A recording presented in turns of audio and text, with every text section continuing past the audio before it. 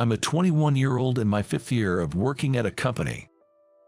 At this age, being in my 5th year. As you might guess, this means that I started working right after middle school. Often, people look at someone like me and say it's a shame I couldn't even go to high school. Certainly, it's rare to find middle school graduates these days, and I understand that people see me that way. But I've never felt sorry for myself. After all, as the eldest son with a sickly mother and 2 younger brothers, we've always been poor, so I never expected to go to high school from the start. But I thought that was just how things were, and even though we were poor, we were a close-knit family, and I found happiness in that. So, deciding to work after graduating middle school wasn't something anyone told me to do. It was a path I chose for myself, as a matter of course.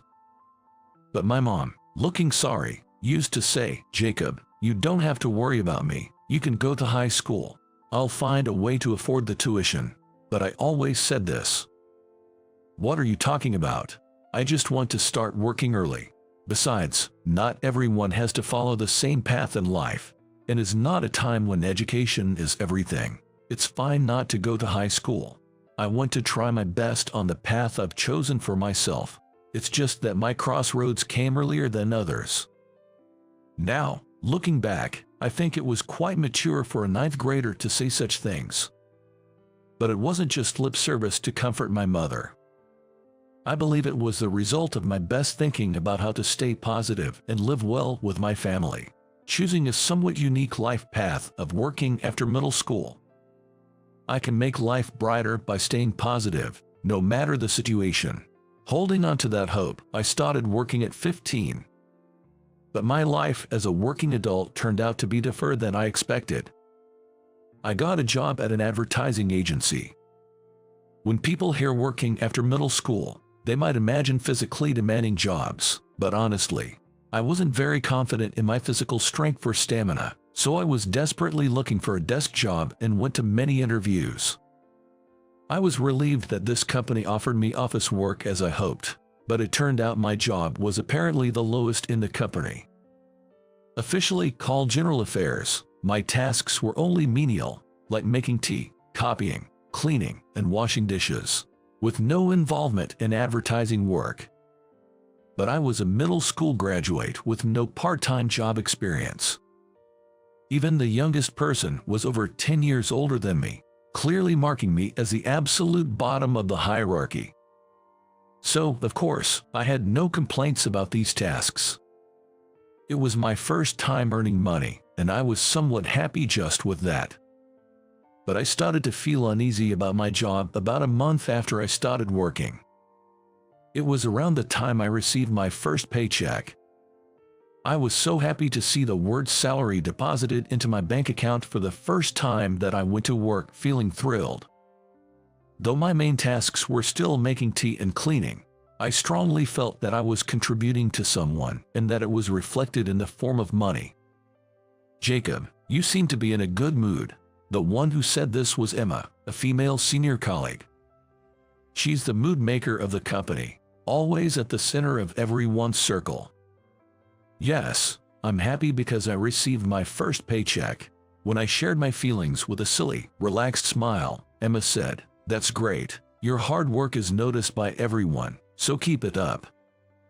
"Yes, thank you very much." I had never been praised out loud like that, so I became even happier.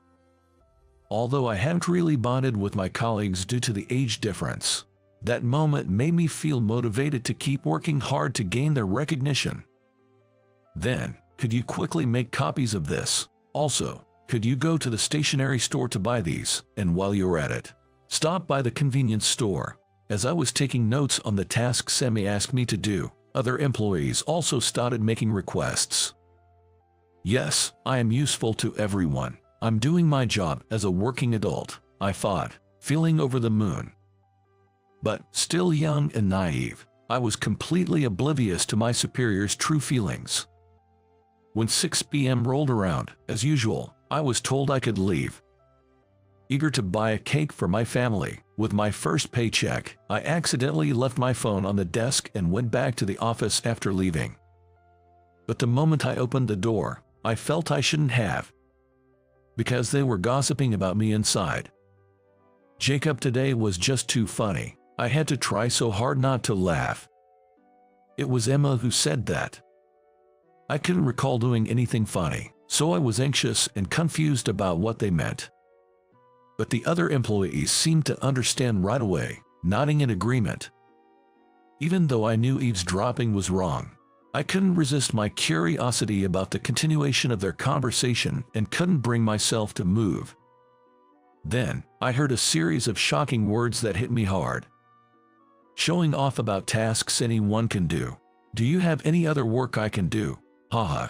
As if we'd trust someone like you with any real work. A worthless middle school dropout who ran away from studying. Exactly. And to be so happy about such a pathetic first paycheck. Unbelievable. Yeah, he's just a kid after all. Seriously, for only doing menial tasks, he should be thankful he's getting paid at all. It's honestly like babysitting a child. He's practically a nuisance. The superiors, who always smiled kindly, were now laughing as they spoke these words. Indeed, my job was mostly menial and might not be considered prestigious. But I thought I was doing my best and was somewhat helpful. However, it was all just my misconception.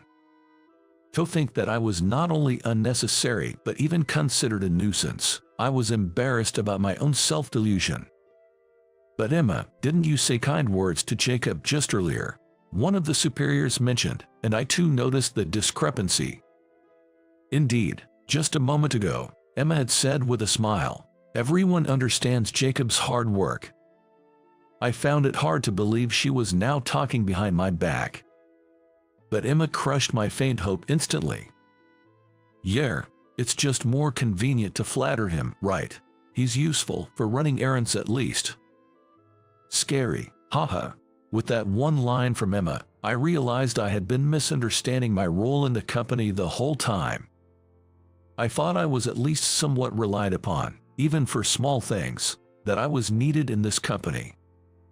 But I was just a hindrance, a convenient errand boy. Everyone was just keeping me happy for their convenience. Feeling betrayed by what I believed and my own powerlessness, my mind went blank, and I stumbled backward. Accidentally, my foot hit the door, causing a loud noise. Of course, everyone inside noticed the noise. They all seemed to realize my pale-faced presence. Yet, they just exchanged glances and chuckled without showing any signs of disturbance. Seeing this, I understood that to my superiors, my existence was so insignificant that it didn't even warrant an explanation. I just forgot my phone. I said only that, grabbed my phone from my desk, and left the company quickly. I wish this were just a bad dream, I thought, but in reality, my nightmare-like days were just beginning.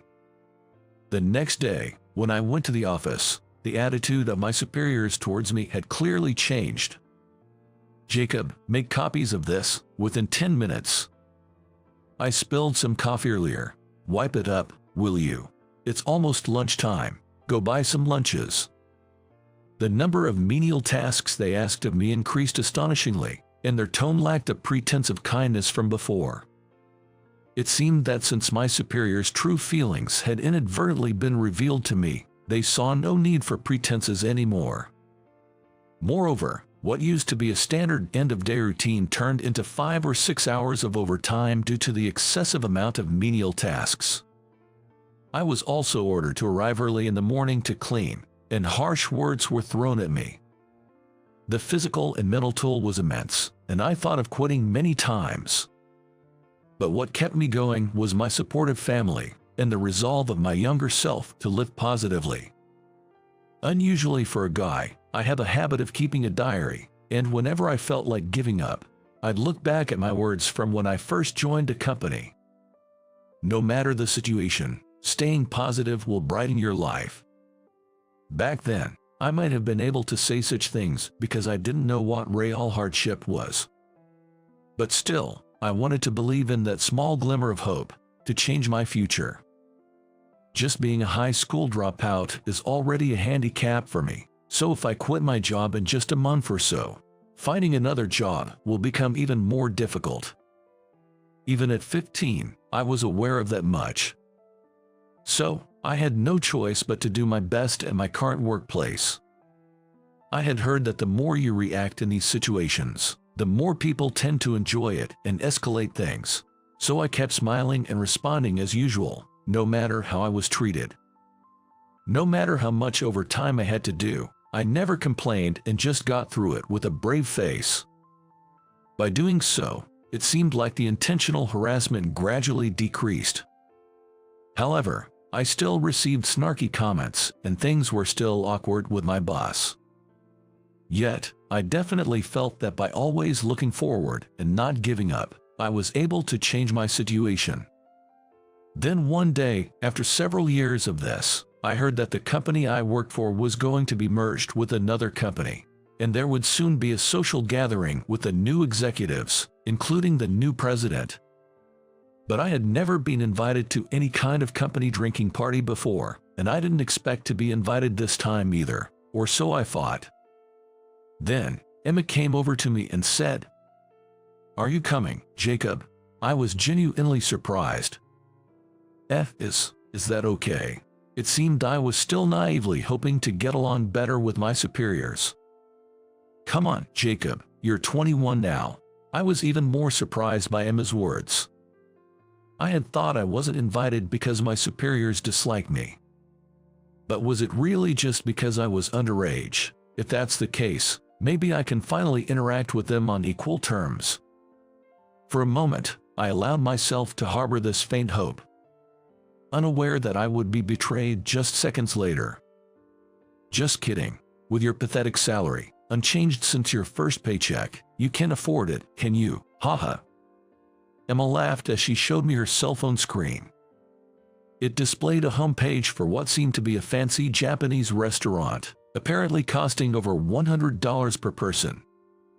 Honestly, considering how my modest salary was supporting my household, it was an amount I couldn't easily afford. Indeed, as Emma said, being ridiculed was frustrating. "See, you can't participate, right?" I was infuriated by her attitude, asking even though she knew the answer. "I won't go," but all I could do was assert I won't go, instead of I can go. Even though I knew it was just a small defiance and I'd still be laughed at.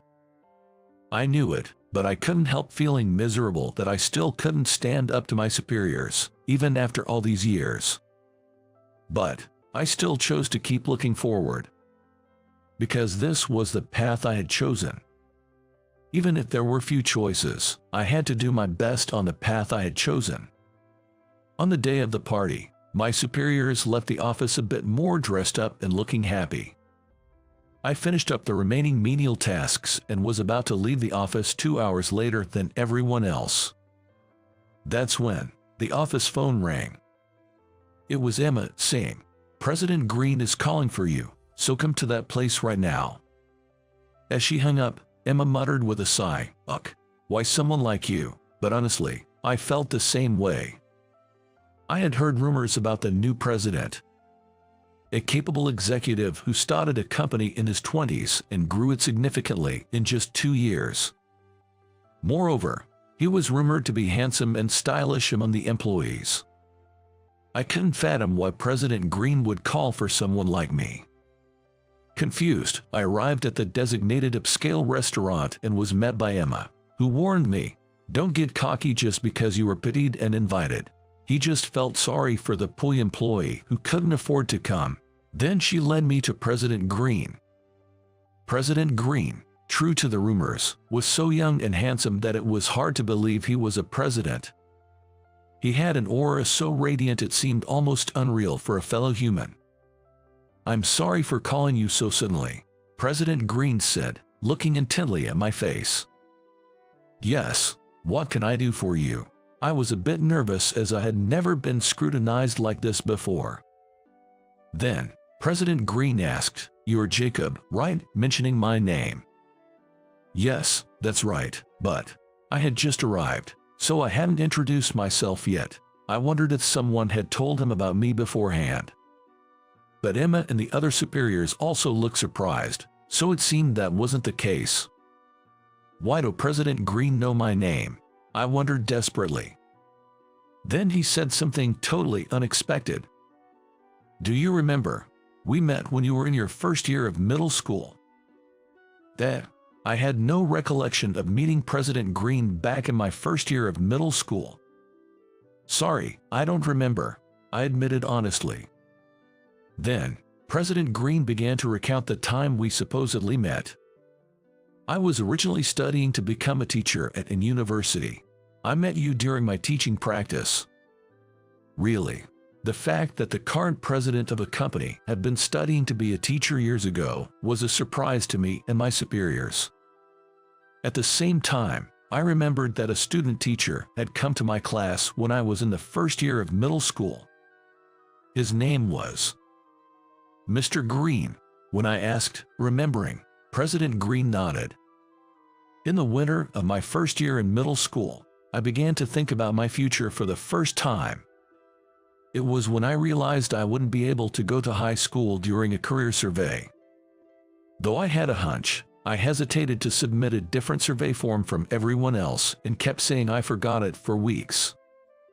It was Mr. Green who noticed my discomfort. I know what I should write here, but I'm scared to be different from everyone else. Perhaps because he was neither a parent nor my regular teacher, I was able to express my true feelings. And Mr. Green said to me, I see, yeah, it's scary. You've been walking the same path as everyone else in elementary school. But life, even though it seems similar, everyone walks a different path, right? Look, everyone has different parents, strengths, weaknesses, and even their club activities are different. In fact, none of my classmates from middle school are the same now. No one walks the same path. So, there's no need to be scared. You're just facing your crossroads a bit earlier than others. It might not be as scary as you think. Those words resonated deeply with me at the time and removed all the anxiety I had about choosing to work after middle school. It's thanks to him that I've been able to live positively despite my tough circumstances. Thank you so much for that time. As I quickly expressed my gratitude, President Green said something unexpected. No, I should be the one thanking you. I was just following the path laid out for me, as both my parents were teachers. But seeing you, so young, confronting your life choices, made me question if I was really doing what I wanted. That realization led me to my true calling, and to where I am now. Your presence allowed me to find the path I should truly follow. Thank you, really. President Green said this. The executives around us, including Emma, were all visibly shocked. If it weren't for Mr. Green's words back then, I think my spirit would have been broken by now. Thinking about it, that encounter was truly significant for me. It was incredibly moving to know that he also cherished our meeting. Jacob, the path you chose and the path I chose have intersected. I'm truly happy about that. Let's work hard together from now on. With that, President Green and I shook hands, and from the next month, my work environment completely changed. President Green, with his background in education, paid special attention to preventing bullying among subordinates. Thanks to his approach, teamwork improved rapidly, and I, who had been stuck doing menial tasks for nearly 5 years, was finally accepted as a member of the team. And by working together towards the same goal, they probably developed a sense of camaraderie toward me, and before I knew it, none of them had any sarcasm towards me anymore. Of course, Emma too. I was amazed at how much difference a great leader could make. Now, I truly find fulfillment in my work and enjoy every day. It's all thanks to President Green's help, twice. I'm truly glad that I never gave up and always looked forward. I'll keep believing in the path I've chosen. And one day, I hope to become someone like President Green. If someone collapses in front of me, I want to be the kind of person who doesn't hesitate to help, especially if it's a child. One day, I helped a girl who collapsed in front of me, and because of that, I missed an important business meeting. I called the company to explain the situation. My boss, Kyle, said something utterly unacceptable, which made me angry. I openly objected, then it led to my dismissal. But the person who came to my aid in this situation was unexpected. My name is Ethan. I'm a 48-year-old salesman, dedicated to sales ever since I graduated from college. Though sales can be tough, I've always liked feeling helpful to others. I worked in sales for over 20 years at a small local electronics store in Nebraska, but it had to close due to aging and declining birth rates in the area. I'm truly sorry, everyone. Please forgive my incompetence. I'll do my best to find new job opportunities for you all. I couldn't blame Mr. Harrison, as he tearfully apologized to the staff.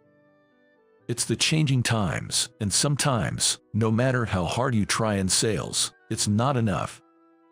Many customers expressed their regret about the store closing. Ethan, you've helped us with everything.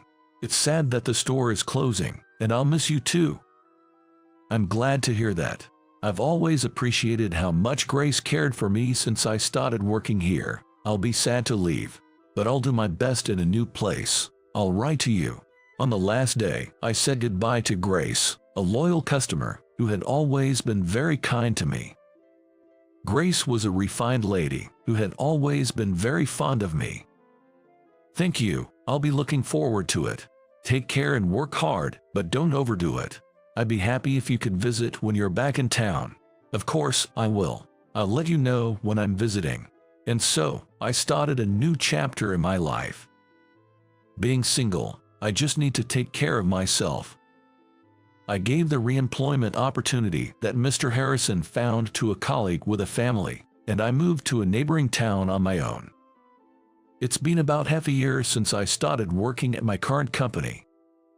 My previous company was very homely, with hardly any issues in human relations, but my current boss, Kyle, has been a source of stress. Hey, Ethan, when will you have the estimate ready?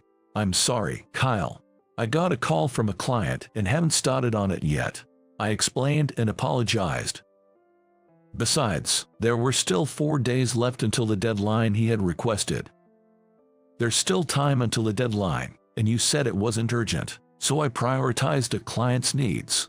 Kyle seemed displeased with my addition. Even so, it's common sense to do the work you're asked to do quickly, right? And the client you're talking about doesn't even bring in much revenue. This is why I find Kyle stressful. He only sees customers in terms of money and changes his attitude based on how much they spend. I understand that a company is not a charity and needs sales to survive. But I can't imagine blatantly changing my attitude based on a customer's spending. Even so, they are important customers. Though their current spending may be small, they could become more significant in the future. If you can't understand which clients to prioritize, you're useless. Forget it. I'll have someone else do it. Kyle, red-faced with anger, demanded a female employee to take on the task. His request, delivered in a tone of rage, was hardly the way to ask for help. The woman, caught off guard, wore a look of panic. She must have been busy with some other work at the time. Kyle often imposes work regardless of others' situations. I felt like I had unintentionally involved her in an accident and decided to apologize. During lunch, I approached the colleague, Emma, whom Kyle had burdened with the work. Emma, I'm sorry about earlier. You got dragged into this because of me. Oh, Ethan, no need to apologize, thank you. It's not your fault. Kyle is always like that, Emma said with a smile. We then decided to have lunch together. Kyle used to land big clients and got promoted to senior manager. He thinks he's good at his job, but actually, there have been quite a few complaints from clients and other departments. Emma informed me over dessert, something she heard from a colleague in another department. The truth is, even as a senior manager, he doesn't have that much power in the company. But I think people find him intimidating due to his usual domineering approach. Besides, like it or not, Kyle's assessment as our boss matters. That's why there's this atmosphere where it's hard to go against him. With his attitude, it's no surprise he gets complaints. It would be more surprising if he didn't, I remarked. Exactly. Kyle always sucks up to those higher up than him. Maybe that's why his behavior doesn't reach the top. It's a problematic situation. Emma and I sighed, encouraging each other to maintain a safe distance from Kyle and get through this. Then, one day, a company I had been handling approached me with a significant business deal. It was the same company Kyle had dismissed as not profitable. However, this time, the deal involved a substantial amount, and upon hearing this, Kyle, with a smirk, announced he would join the negotiations. Listen up, as your boss, I'll be there too. Make sure everything is prepared perfectly. This could be a big win for us. He was suddenly interested, even though he had previously said they weren't worth the effort. I was extremely annoyed by Kyle's about-face. Still, remembering the client's request for me, I tried to focus and shift my mindset. Emma helped me prepare the materials. Of course, Kyle did nothing. Just barking orders without lifting a finger. He would probably take the credit and report it happily to the higher-ups. Kyle had a history of stealing subordinates' achievements for himself. But believing someone was watching and appreciating my efforts, I had no choice but to do it. Finally, the day of the presentation arrived. I woke up early in the morning, prepared, and left the house 30 minutes earlier than usual. It was a pleasant day for a walk, not too hot, with a nice breeze. I decided to walk the distance of one bus stop. At the crosswalk, I waited for the red light to turn green. As I waited, I started walking as soon as it did. At that moment, a young elementary school girl walking ahead suddenly collapsed, as if crumpling to the ground. Shocked, I rushed to her side. "Hey, young lady, are you okay?" I called out, checking for a response. The girl was motionless, her face pale. I gently lifted her eyelid, apologizing, and side was completely white. She might have fainted. I looked at the signal, noticing the green light was flashing. Staying in the crosswalk was dangerous. I picked up the girl and carried her back to the sidewalk. "Are you okay? Can I help with anything?" A woman on her way to work offered assistance, and I thanked her as she helped me lay my jacket on the ground. I gently laid the girl on top of it. While I was considering whether to call an ambulance, the woman spoke to me. "This child seems to be prone to fainting. Look, there's information on the back of her charm." She showed me the back of a charm hanging around the girl's neck. It detailed the girl's condition, a plea for help if needed, and contact information for her mother and a mobile number. "That's true, thank you. I'll call her mom right away," I said. "Could I ask you to take over? I'm running late for work, I'm sorry." The woman who had helped with the first aid apologized, looking regretful. "It's fine, please go ahead. I really appreciate your help, thank you." While repeatedly expressing her gratitude, the woman hurried off towards the station, and I, looking at the girl's charm, called the mobile number listed under mother. After a few rings, a woman answered. "Hello, this is Jennifer speaking." "Hello, I'm sorry for calling out of the blue. My name is Ethan. I'm with your daughter, who seems to have fainted at the crosswalk." As I explained, Jennifer sounded panicked. "What, really, Ethan? Are you with her right now?" "Yes, there was another woman here just now, but I'm with her at the moment. Should I call an ambulance?" "I haven't called one yet because I wanted to speak with you first." I had debated whether to call an ambulance or her mother first, but decided to contact her mother initially. "No need for an ambulance, thank you. Where are you now?" "I think I'm not far from there. I'll come right away." I described the location to Jennifer. It seemed to be really close to their home. "I know where that is. I'll be right there. Can you please stay with my daughter a little longer?" I could hear the bustle as she prepared to leave. She sounded apologetic. Of course, it's okay. Please take your time and be careful on your way here. She thanked me several times before we hung up. Sighing, I decided to call my office. Actually, I had left home early, but since I've been assisting the girl who collapsed, I've run out of time. Even if I hurry now, I won't make it to the office by the start of the workday. And it's likely that I won't make it in time for the presentation with the client either. Hello, good morning. This is Ethan. Is Kyle there? Emmy answered the phone. Ethan, it's Emma. Kyle is furious. Is something wrong? We usually would have been here by now. Everyone was worried when you didn't show up. I could hear voices in the background at the office, relieved to hear from me. While I felt guilty for causing worry and appreciated their concern, Kyle's voice thundered through the phone. Ethan, is that you? Hand over the phone now. What are you thinking? Being late on the day of an important deal? Are you mocking your job? Kyle's yelling continued over the phone. His voice was so loud that I instinctively pulled the receiver away from my ear. Kyle, I'm terribly sorry. I'm not taking my job lightly, but a young girl just collapsed in front of me. It seems like she's fainted, and I'm staying with her right now. I briefly explained the situation, keeping it as simple as possible. I've just contacted her mother, who is on her way here. Whether she's fainted or not, just leave her. The business deal is more important. Forget about the kid. His harsh words finally made me snap, having already been stressed by Kyle's behavior.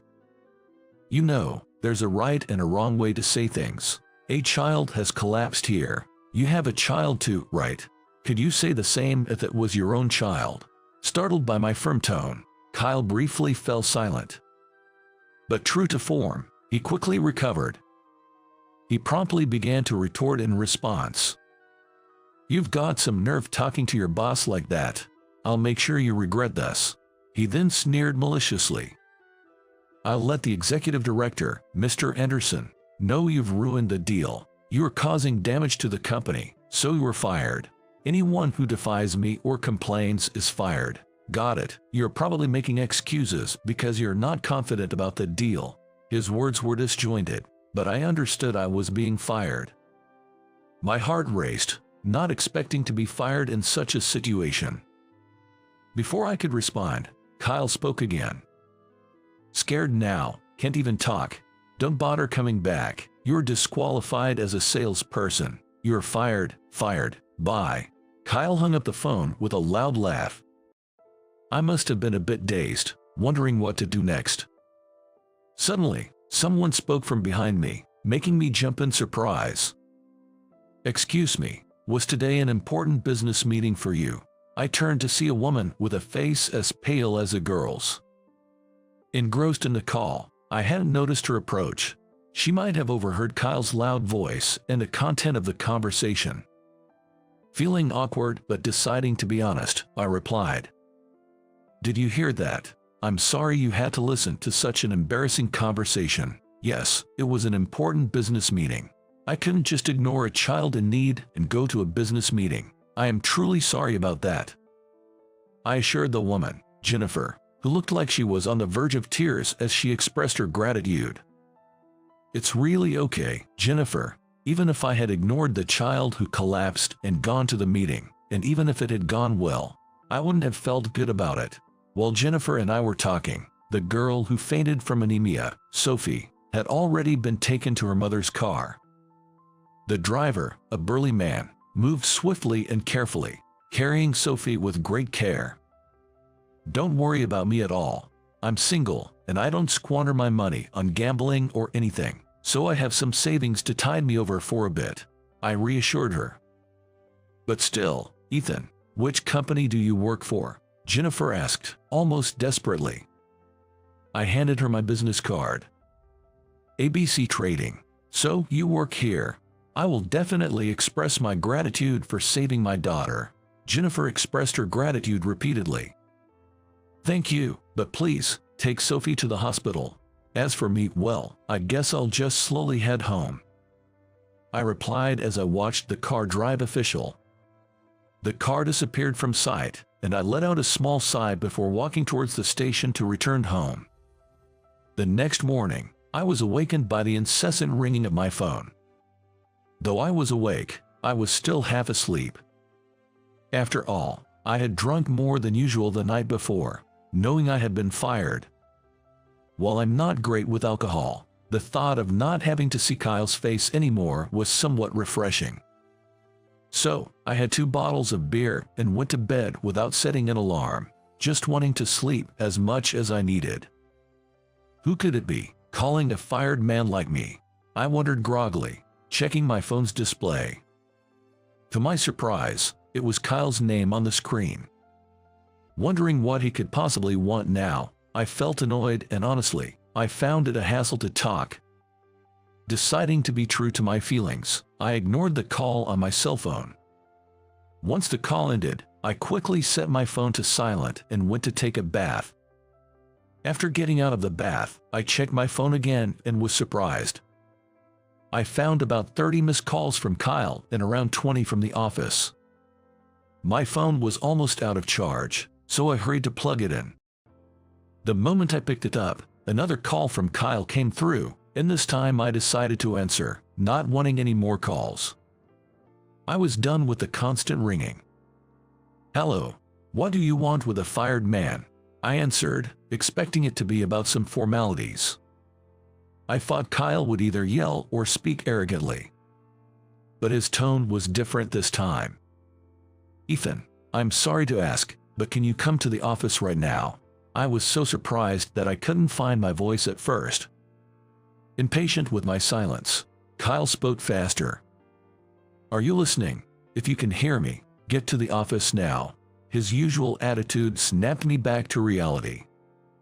"Is this about the paperwork?" Kyle seemed to explode in frustration. "No, the client you stood up yesterday is here at the office. They're saying they won't leave until they see you. Just come quickly." With that, he hung up. I genuinely felt sorry for having missed the business meeting yesterday. The fact that there were calls not just from Kyle, but also from the company, suggested that it had become a big issue at the office. With a sense of resolve, I got ready and decided to head to the company I had been fired from. As I was walking on the sidewalk, a sleek black luxury car smoothly pulled up beside me. "Ethan, thank goodness, I was afraid we'd miss each other. Please, get in." I turned in surprise to the voice calling my name and saw Jennifer from yesterday. "Jennifer, oh hello, what a surprise. How's Sophie doing?" I asked about Sophie, and Jennifer nodded happily, indicating she was doing well. "Yes, she's all better now. Oh, the light's changing. Please get in." "What? Get in? Into the car?" "Yes, come on, quickly."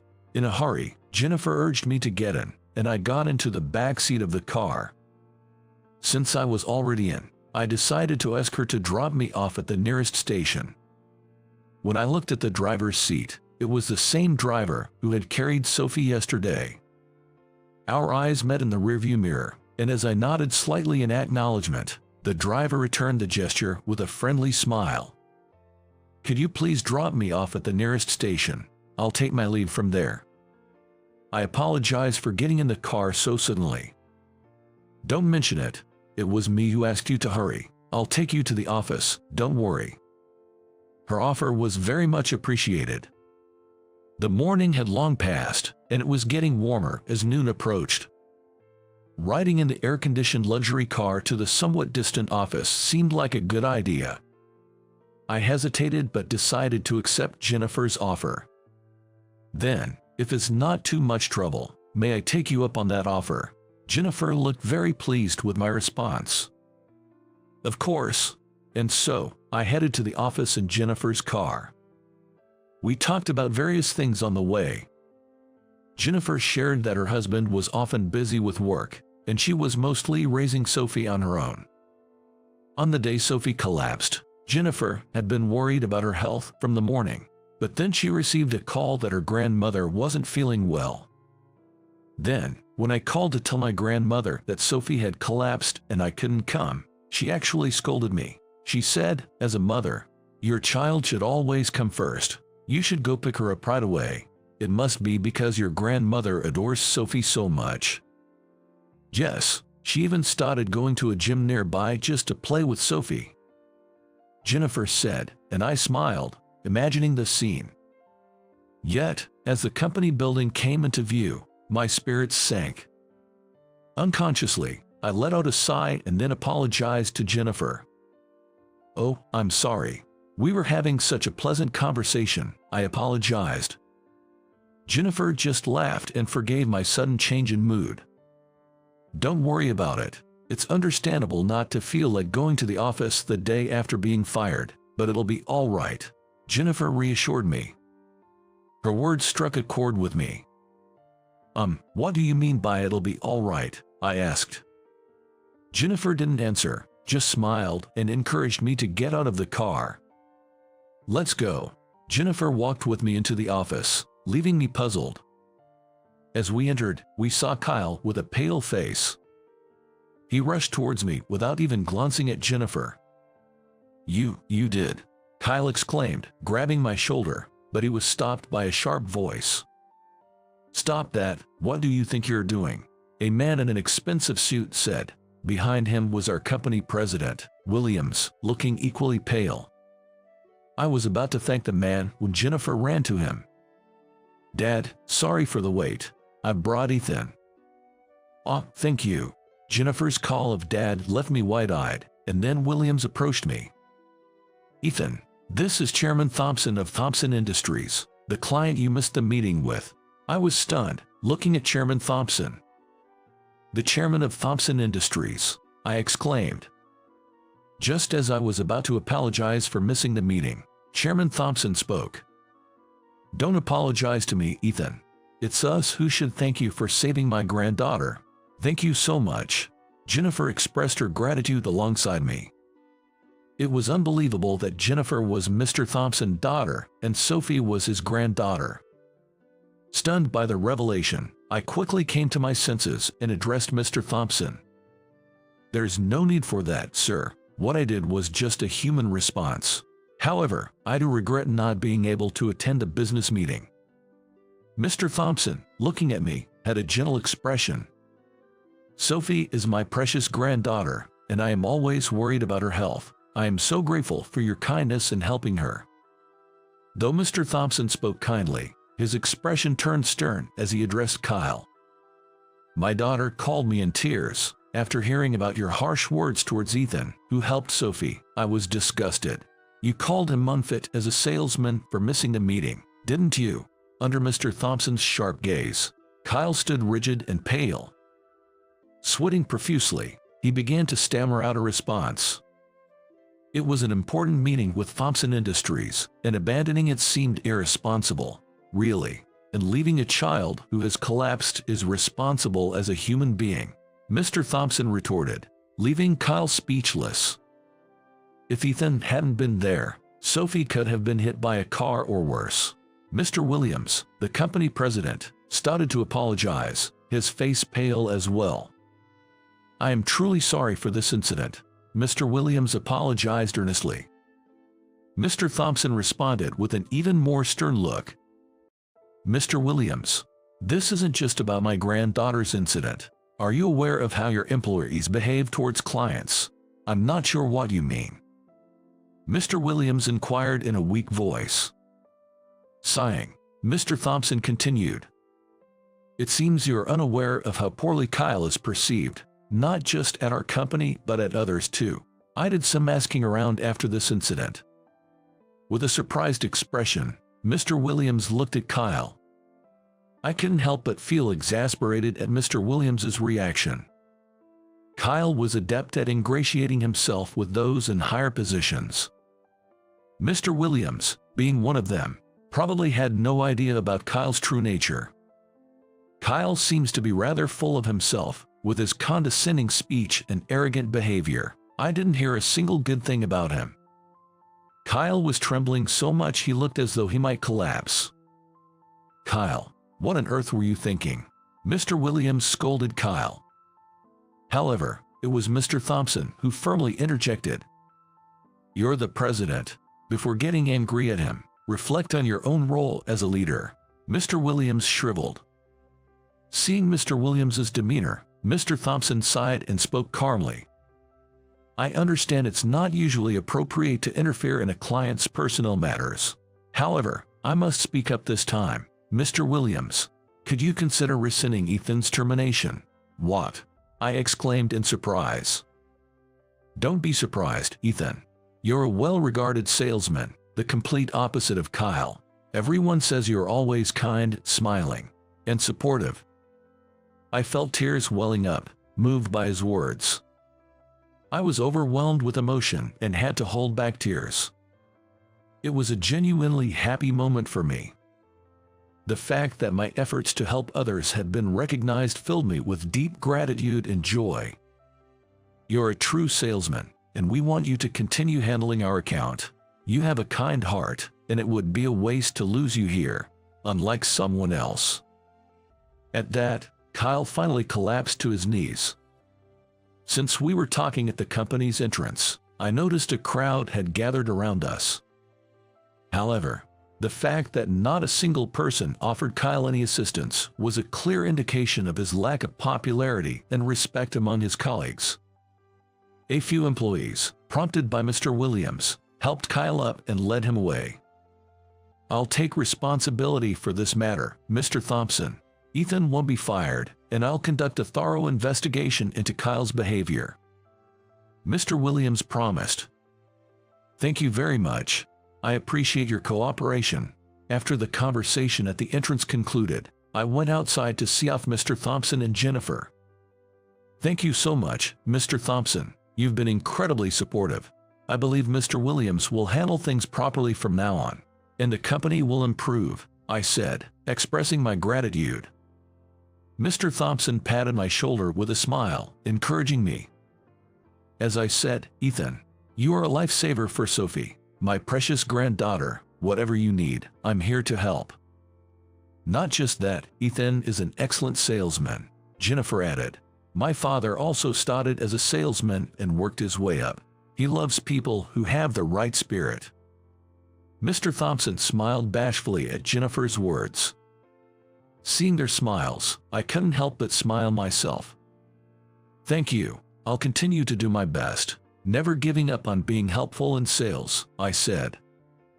Keep it up, Ethan. You can do it. If you ever have trouble, don't hesitate to contact me, Mr. Thompson encouraged. After shaking hands with Mr. Thompson, I watched as he and Jennifer left.